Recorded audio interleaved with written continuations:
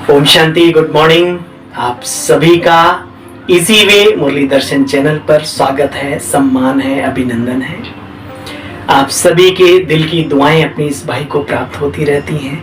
सदा ही आप सभी का स्नेह बना रहे, यही कामना करते हुए आइए सुनते हैं बाबा की मधुर साकार मुरली का सार और करते हैं अपने जीवन में ज्ञान, गुण, शक्तियों से, सभ्यता से श्रृंगार। ठीक है, आजकल चल रहा था ना, पूरे महीने क्या चला, सत्यता और सभ्यता रूपी कल्चर को अपनाने वाले, है ना। हम हैं प्रभु के बच्चे निराले, मत वाले नहीं, निराले, प्रभु की मत पे चलने वाले। तो आज की मधुर मुरली है 31 यानी 31 मार्च 2025। मीठे बच्चे, तुम अभी पुरानी दुनिया के गेट से निकलकर शांति धाम और सुख धाम में जा रहे हो।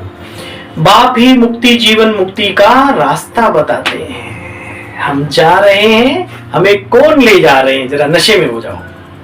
किसके द्वारा जा रहे हैं, किसने हमें रास्ता बताया? बाप ही मुक्ति, जीवन मुक्ति का रास्ता बतलाते हैं। तो ये नशा रहे कि हम पुरानी दुनिया के गेट से निकलकर शांति धाम और सुख धाम के रास्ते जा रहे हैं। वर्तमान समय सबसे अच्छा कर्म कौन सा है?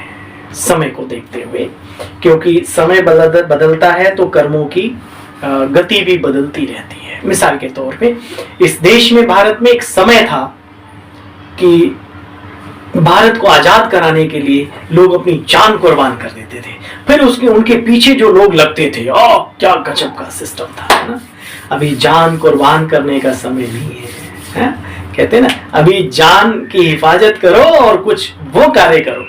ऐसे ही एक समय था, भक्ति मार्ग में श्रेष्ठ कर्म क्या करते थे, कैसे करते थे। एक समय था इस ईश्वरीय विश्वविद्यालय में कि हम गली गली, कूचे कूचे जाके, मोहल्लों में, हर मोड़ पे प्रदर्शनियां आदि लगाते थे, लोगों को बाबा का परिचय देते थे। आज सोशल मीडिया इतनी एक्टिव हो गई कि हमारा ओम शांति मीडिया और ज्ञान अमृत और प्योरिटी भी पढ़ना पसंद नहीं करते लोग। अगर हम वही पुराने ढर्रे पे चलेंगे तो अभी समय है, कौन सा चेंज हो गया ना, सूक्ष्म तरीके से एक वाइब्रेशंस देने का काल आ गया। अब बाबा क्या हमें सिखा रहे हैं, सुनो। वर्तमान समय सबसे अच्छा कर्म है मनसा, पहला क्या बाबा ने बोला, मनसा वाचा कर्मणा, तीनों से अंधों की लाठी बनना। तो बच्चों को विचार सागर मंथन करना चाहिए कि ऐसा कौन सा शब्द लिखें जो मनुष्यों को घर का यानी मुक्ति और जीवन मुक्ति का रास्ता मिल जाए। सहज मनुष्य समझ ले कि यहाँ शांति सुख की दुनिया में जाने का रास्ता बताया जाता है ना। बहुत सारे ऐसे हमारे बाबा के घर हैं, गेट वे टू हेवन ऐसे लिखा होता है, स्वर्ग में जाने का रास्ता। बाहर बड़ा सा बोर्ड लगा देते हैं, तो कई लोग उसको सुन के पहुंचते भी, अरे भाई स्वर्ग में जाने का रास्ता देखे तो सही। आ जाओ। ओम शांति। जादूगर की बत्ती सुना है? बाबा ने आके क्लियर किया। अलाउद्दीन का चिराग गाया जाता ना बच्चे, अल्लादीन का अलाउद्दीन। अलाउद्दीन की बत्ती व जादूगर की बत्ती क्या क्या दिखाते हैं बच्चे? बच्चे, बैकुंठ, स्वर्ग, सुखधाम है। बत्ती को प्रकाश कहा जाता है। अभी तो अंधेरा है, यह जो प्रकाश दिखाने के लिए बच्चे प्रदर्शनी मेले आदि करते हैं, इतना खर्चा करते हैं, माथा मारते हैं, पूछते हैं बाबा इनका क्या नाम रखें। यहाँ बॉम्बे को कहते हैं गेटवे ऑफ इंडिया। स्टीमर वाले बॉम्बे में ही आते हैं, दिल्ली में भी इंडिया गेट है बच्चे। अब ये नाम क्या रखें, जो बाबा ने ऊपर बोला ना, स्वर्ग में जाने का रास्ता। बच्चे रख सकते हो। देखो बाबा को ये नाम अच्छा लगता है, प्योरिटी, पीस, प्रॉस्पेरिटी का खजाना चाहिए तो यहाँ आओ। बाबा को ये नाम अच्छा लगता है। अब वास्तव में उसकी ओपनिंग तो शिव बाबा ने की है, परंतु हम ब्राह्मणों द्वारा कराते हैं। दुनिया में ओपनिंग सेरेमनी होती तो बहुत रहती हैं, कोई हॉस्पिटल, कोई यूनिवर्सिटी आदि आदि। तो बाप तो नई दुनिया की क्या करते हैं, ओपनिंग कर रहे हैं।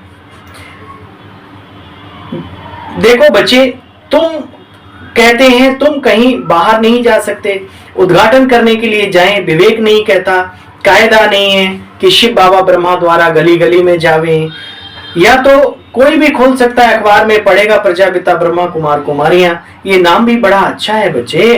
प्रजापिता तो सबका बाप हो गया, सारी प्रजा का पिता हो गया। तो बाबा कह रहे हैं हर जगह बाबा ही नहीं जाएंगे, बच्चे भी खोल सकते हैं, कोई ऐसा नहीं। तो नाम रख दो भाई प्रजापिता ब्रह्मा कुमारी ईश्वरी विश्वविद्यालय। अब तो वही रखा हुआ है, ये तब की मुरली है, जब कुछ और नाम होगा, ओम मंडली आदि आदि। बाप समझाते हैं बच्चे तुम्हें मनसा वाचा कर्मणा, अपने ऊपर, दूसरों पर नहीं। दूसरों पर मनसा वाचा कर्मणा बहुत ध्यान देते हैं। अब बाबा ने क्या कहा, बाप समझाते हैं बच्चे तुम्हें मनसा वाचा कर्मणा, अपने ऊपर बहुत बहुत ध्यान रखना है। कभी भी तुम्हें क्रोध नहीं आना चाहिए, आ जाता है, लेकिन बाबा कहते हैं नहीं बच्चे, क्रोध आने का कोई कारण ही नहीं है ब्राह्मणों के जीवन में। सच है नहीं कि भाई जिसे आत्मिक नॉलेज हो, आत्मा के पार्ट का ज्ञान हो, जिसे कर्मों के लेखे जोखे हिसाब किताब का ज्ञान हो, कैसे क्रोध कर सकता है। जिसे अपने कुछ कर्म है ऐसे हम करके आए हैं, उनके हिसाब किताब का ज्ञान हो, कैसे क्रोध कर सकता है। जिसे शांति के सागर पिता की पहचान हो, कैसे क्रोध कर सकता है। विचार करो। और अगर क्रोध आता है तो इसका मतलब उस समय पे बुद्धि इन बातों से हमारी हटी हुई होती है। क्रोध पहले मनसा में आता है बच्चे, फिर वाचा और फिर कर्मणा में आ जाता है। ये 3 खिड़कियां हैं बच्चे, मनसा वाचा और कर्मणा। इसलिए बाप समझाते मीठे बच्चे, वाचा अधिक नहीं चलाओ, शांति में रहो। वाचा में आए तो कर्मणा में आ जाएगा। गुस्सा पहले मनसा में आता है ना, चेक करो, फिर वाचा में, फिर कर्मणा में आता है। ये तीनों खिड़कियों से निकलता है बच्चे बाहर। इसलिए बाबा ने क्या किया, ये यही इसी स्क्रू को टाइट किया। तुम आत्मा शांत स्वरूप हो, तुम्हारा बाप भी शांत स्वरूप है, तुम रहने वाले भी शांति धाम के हो। 3 बातें याद कर लो। बच्चों को कहते हैं बच्चे जो तुमने सीखा है वो औरों को भी सीख लाओ। बाबा का विचार सागर मंथन चलता रहता है, तो बच्चों को भी विचार सागर मंथन करना है। विचार सागर मंथन करने से मक्खन निकलता है बच्चे, अच्छी राय निकलती है। तब बाबा कहते सवेरे सवेरे उठ विचार सागर मंथन करो। आत्मिक स्थिति कैसे बने, संदेश कैसे मिले, अच्छे से अच्छा बाबा का कार्य दुनिया में पहचान बने एक। तो इन सब चीजों के ऊपर बच्चे मंजिल बड़ी भारी है। जो बाबा की याद में और ज्ञान में मस्त होंगे वही अंत में सीनरी भी देखेंगे। अपने को आत्मा समझ बाबा को याद करना, ये बच्चे कोई मासी का घर नहीं है जितना सहज समझ लेते। सहज होता तो सारे ब्रह्मा बाबा समान अव्यक्त फरिश्ता बन के ऊपर घूम रहे होते। ये ध्यान रखना। अपने को आत्मा समझ बाबा को याद करना मासी का घर नहीं बच्चे, बहुत मेहनत है। बाबा सूक्ष्म है ना। तुम भी याद की मेहनत में रहेंगे तो बहुत खुशी में रहेंगे बच्चे। साक्षात्कार आदि भी होंगे। बाबा ने देखा है बैठे बैठे शरीर सन्यासी ब्रह्म ज्ञानी आदि छोड़ देते हैं। वायुमंडल बड़ा शांत रहता है, सन्नाटा हो जाता है। सन्नाटा भी उनको भासेगा जो ज्ञान मार्ग में बड़े शांत रहने वाले होंगे। नहीं तो शांति लोगों को कई बार बड़ी उबल सी लगने लगती है। बाकी कई बच्चे तो बेबियां हैं, अभी भी बेबी हैं, मतलब बच्चा बुद्धि, उन्हें इन सब बातों से कोई लेना देना नहीं। पुरुषार्थ, आत्मा और शांति घड़ी घड़ी गिर पड़ते हैं। इसमें बच्चे बहुत गुप्त मेहनत करनी है। भक्ति मार्ग की मेहनत भी अब प्रत्यक्ष होगी। वहां दिखाते हैं ना, माला फेरो, कोठी में बैठ भक्ति करो। यहाँ तो ऐसा कुछ नहीं, बस चलते फिरते बच्चे याद में चलते रहो। कोठरी में बंद करने की जरूरत नहीं, कंबल ओढ़ने की जरूरत नहीं। कोई को पता पड़ ना सके कि रजाई ले रहे हैं। गुप्त तो है लेकिन ऐसा नहीं है। बाबा कहते हैं अंदर ही अंदर, भीतर ही भीतर, भीतर ही भीतर अपना काम करते रहो, करते रहो, करते रहो। ठीक है, कौन रोक सकता है आपको? आप कार्य भी कर रहे हो, बुद्धि आपकी बाबा के पास भी, और सही सिलेक्शन, सही कार्य होगा बल्कि अगर योग का अभ्यास करें। इसलिए योग के बारे में लिखा है राजयोग कर्म कौशलम। जो राजयोगी होता है उसके कर्मों में भी कुशलता आती है, कौशलता प्राप्त करता है वो। योग से ही सारा हिसाब किताब चुकतू करना है बच्चे। बाबा तो सब कुछ गुप्त सिखलाते हैं, इसलिए क्योंकि बाबा भी गुप्त, बच्चे भी गुप्त, कार्य भी गुप्त। अच्छा, मीठे मीठे स्किल दे बच्चों प्रति माता पिता बाप दादा का याद प्यार और गुड मॉर्निंग। रूहानी बाप के रूहानी बच्चों को नमस्ते। हम सब रूहानी बच्चों की बाबा आपको भी नमस्ते। थैंक यू, शुक्रिया मीठे बाबा। इतना ऊंचा, श्रेष्ठ और सत्य ज्ञान देने के लिए।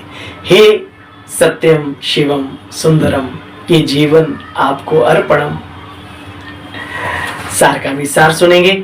मनसा वाचा कर्मणा, कभी क्रोध नहीं करना। 3 खिड़कियों पर बहुत ध्यान रखना है। वाचा अधिक नहीं चलाना, 1-2 को बच्चे कभी दुख नहीं देना, कभी भी दुख देने का तो संकल्प ही नहीं आना चाहिए। बाबा ने कड़े शब्दों में बोला हुआ है मुरलियों में, दुख देने का संकल्प करेंगे तो दुख के संकल्प तुम्हारे जीवन में आते रहेंगे, दुखी होके ही मरेंगे। बाबा ऐसे भी बोलते हैं कभी कभी। तो अटेंशन देना है इस बात पे। ज्ञान और योग में मस्त रहे, अंतिम सीनरी देखनी है। अपने व दूसरों के नाम रूप को भूल, मैं आत्मा हूं, इस स्मृति से देह भान को भी बचे समाप्त करना है। वरदान, स्नेह के बाण द्वारा, स्नेह का भी बाण है ना, ज्ञान का बाण, योग का बाण सुना आपने, योग की गदा, ज्ञान की गदा सुनी। आज क्या बाबा सुना रहे? स्नेह के बाण द्वारा स्नेह में घायल करने वाले, स्नेह और प्राप्ति संपन्न लवलीन आत्मा भव। जैसे लौकिक रीति से कोई किसके स्नेह में लवलीन होता है तो उसके चेहरे से, नैनों से, वाणी से अनुभव होता है, ये लवलीन है, आशिक है। ऐसे जब स्टेज पर जाते हो तो जितना अपने अंदर बाप का स्नेह इमर्ज होगा, उतना ही स्नेह का बाण औरों को भी स्नेह में घायल करने वाला होगा। शर्त क्या है? जितना बाबा का स्नेह हमारे अंदर होगा, उतना ही आपके द्वारा औरों को भी स्नेह का बाण लगता रहेगा। भाषण की लिंक सोचना, पॉइंट दोहराना, ये स्वरूप नहीं हो बच्चे। स्नेह और प्राप्ति का संपन्न स्वरूप, लवलीन स्वरूप होना चाहिए। अथॉरिटी होकर बोलने से उसका प्रभाव पड़ता है। आज का स्लोगन है, संपूर्णता द्वारा समाप्ति के समय को बच्चे समीप लाओ।